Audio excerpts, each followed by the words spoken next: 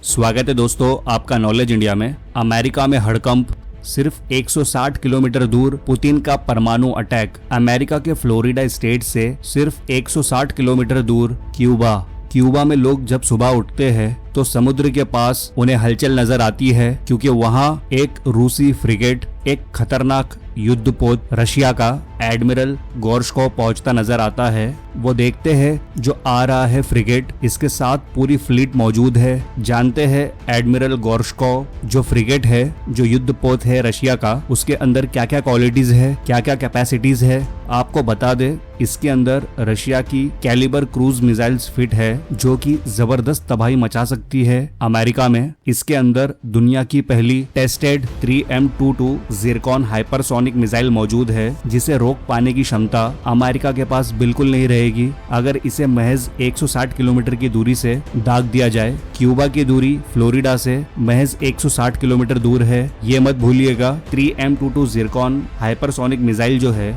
दुनिया की एकमात्र हाइपरसोनिक मिसाइल है जिसका इस्तेमाल रशिया कर चुका है, और ये न्यूक्लियर कैपेबल है। परमाणु पेलोड इसके अंदर डाल करके पूरे अमेरिका को खत्म कर सकता है अगर चाहे रशिया। इसके साथ ही इस एडमिरल गोर्शकोव के अंदर ओनिक्स एंटीशिप मिसाइल मौजूद है, जो कि अगर अमेरिका ने हिमाकत की इस रशियन फ्रिगेट को खत्म करने की और किसी तरीके की लड़ाके वाली नाव वगैरह कुछ भेजी तो उनकी धज्जियां उड़ा सकती है ये ओनिक्स एंटीशिप मिसाइल। बड़ी बात ये है कि ये जो शिप वहां पहुंची है अकेले नहीं पहुंची है, इसके साथ टग बोट्स मौजूद है, इसके साथ एक ईंधन भरने वाली शिप भी मौजूद है। इसका मतलब वहां पर स्टे जो है रशिया की इस फ्रिगेट का वो काफी लंबा होने वाला है। बस एक फ्रिगेट आती है, साथ में उसका फ्यूल शिप आता है और एक टग बोट आती है तो ठीक था, लेकिन नहीं दोस्तों। फ्रिगेट के पहले वहां पर एक सबमरीन भी आ चुकी है, वो भी रूसी है, न्यूक्लियर पावर्ड है और न्यूक्लियर कैपेबल है, यानी कि परमाणु ऊर्जा से चलती है और परमाणु बम दागने की क्षमता रखती है।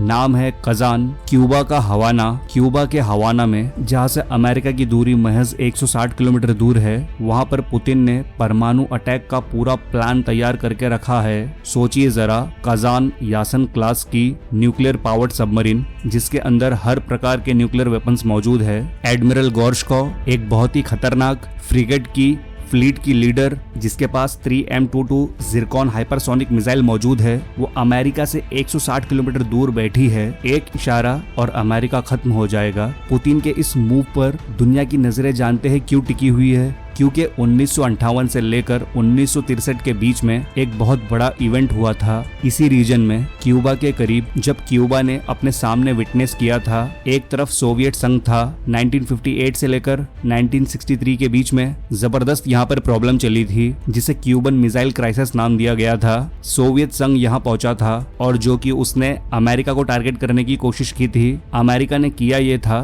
कि अमेरिका ने उस वक्त 1961 में लगभग टर्की और इटली में परमाणु बम तैनात कर दिए थे, जो कि सीधे रशिया पर, यानी कि उस वक्त के सोवियत संघ पर हमला करने जैसा था। जब चाहे अमेरिका एक बटन दबाता और पूरा सोवियत संघ खत्म हो सकता था। टर्की और इटली बेहद करीब थे, वहां से निशाना लगाया जा सकता था बड़े आराम से सोवियत संघ पर, लेकिन सोवियत संघ ने भी हार नहीं मानी। सोवियत संघ ने भी अमेरिका के एकदम करीब महज 160 किलोमीटर दूर क्यूबा को चुना था 1961 में और 1962 में, और क्यूबा के पास अपने उस वक्त के खतरनाक परमाणु हथियार वहां पर डिप्लॉय कर दिए थे। नतीजा ये हुआ, अमेरिका बेहद घबराने लगा, अमेरिका को डर सताने लगा। अगर सोवियत संघ ने ये परमाणु हथियार इस्तेमाल कर दिए तो अमेरिका का अस्तित्व ही खत्म हो जाएगा। किसी तरीके से सबको मनाना वगैरह हुआ। दोनों देशों के जो जहाज थे वो आमने सामने आ चुके थे, लेकिन फिर भी जंग भड़की नहीं। लेकिन दोस्तों, अब एक बार फिर से देखा जा रहा है सन 2024 में कि पुतिन ने अपने परमाणु जहाज और अपनी परमाणु फ्लीट को सीधा क्यूबा भेज दिया है। क्यूबा वो जगह जहां से अमेरिका को सीधा निशाना बनाया जा सकता है, और पुतिन ने आगे बढ़कर ये काम नहीं किया है। पुतिन ने क्लियर किया उसका कोई उद्देश्य नहीं था जंग को आगे बढ़ाने का। जंग को आगे बढ़ाने वाला कोई देश अगर इस धरती पर मौजूद है तो वो खुद है अमेरिका। अमेरिका ने सारे वेस्टर्न कंट्रीज से चंदा उगवाया, उनके के ऊपर पॉलिटिकल प्रेशर डाला और ये कहा कि जितनी हो सके यूक्रेन को मदद करो पॉलिटिकली, मीडिया वाइज और हथियारों और पैसों से भी, ताकि यूक्रेन ज्यादा समय तक रशिया से लड़े और रशिया को खोखला कर दे। और ये बहाना मिल गया था अमेरिका को रशिया को खोखला करने का। जितने तरीके के फाइनेंशियल बैन्स, सैंक्शंस लगाकर, सब चीज लगाकर टोटल मिलाकर काम ये था कि किसी तरीके से रशिया की जीडीपी को नीचे गिराया जा सके, रशिया के पर कतरे जा सके, उसे इतना कमजोर कर दिया जाए कल को वो अमेरिका को कभी आंख ना दिखा पाए। लेकिन दोस्तों हुआ इसका एकदम उलट। रशिया ताकतवर था, अकेले वो लड़ रहा है, समझ लीजिए सारी यूरोपियन कंट्रीज से। लेकिन पानी अब सर के ऊपर से जा चुका है रशिया के, क्योंकि अमेरिका ने अब ये साफ साफ कह दिया है यूक्रेन से कि खुलकर इस्तेमाल कीजिए, हम जो हथियार तुम्हें दे रहे हैं, पहले ये हम नहीं कह रहे थे कि आप रशिया के ऊपर हमला कीजिए अमेरिकन हथियारों से, जिससे ऐसा नहीं हो जाए कि अमेरिका और रशिया के संबंध खराब हो जाए। अमेरिका ने ये कह दिया यूक्रेन को कि हम खुद कह रहे हैं कि आप हमारे दिए गए हथियारों का सीधा इस्तेमाल रशिया को नुकसान पहुंचाने के लिए कीजिए, रशिया की टेरिटरी के अंदर हमले करने के लिए कीजिए। जैसे ही ये संदेश, ये स्टेटमेंट दिया गया अमेरिका के द्वारा और अमेरिका के दोस्त देशों द्वारा, तो दोस्तों सिचुएशन एकदम से बदल गई। पुतिन नाराज हो गए।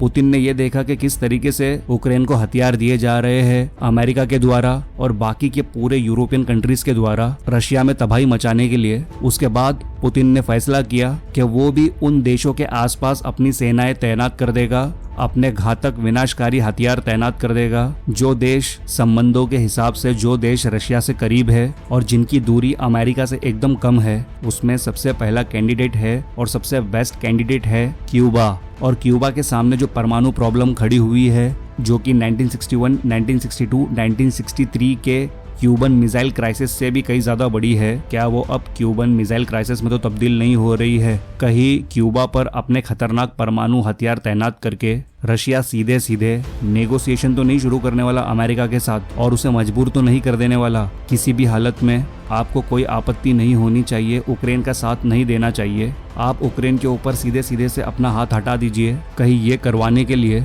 रशिया ने यहाँ पर अपनी परमाणु पनडुब्बियां जो है वो तैनात तो नहीं की है हवाना में, क्यूबा में, ताकि पूरा प्रेशर बिल्डअप किया जा सके अमेरिका के ऊपर। उसे ये महसूस करा दिया जाए कि वो जो चाहे नहीं कर सकता, वो जो चाहे जिस भी कंट्री को चाहे भड़का कर, उकसा कर, उसे हथियार पहुंचा कर किसी दूसरे देश के अंदर में हमले नहीं करवा सकता। इस संदेश को देने के लिए पुतिन ने बहुत ही घातक चाल चली है। जो परमाणु पनडुब्बी वहाँ मौजूद है, कजान की यासन क्लास, वो अगर चाहे तो खतरनाक वार कर सकती है और ये वार अमेरिका झेल नहीं पाएगा, ये बात तय है। उसके बाद 3M22 ज़िरकॉन हाइपरसोनिक मिसाइल की प्रेजेंस, ऐसा अब तक कोई एयर डिफेंस सिस्टम नहीं बना है। 100%, 100%, अगर 100 मिसाइल भेजी गई तो 100 की 100 मिसाइल रोक देगा, जो कि हाइपरसोनिक मिसाइल्स है। आज के वक्त में धरती पर ऐसा एक भी एयर डिफेंस सिस्टम मौजूद नहीं है, चाहे वो S-400 हो, S-500 हो, और अमेरिका ने जो पैट्रियट डिफेंस सिस्टम बनाया है, AADS है, THAA डिफेंस सिस्टम है, या फिर इजराइल का आयरन डोम ही क्यों ना हो, इस सारे air defence system Zircon hypersonic missiles को नहीं रोक सकते।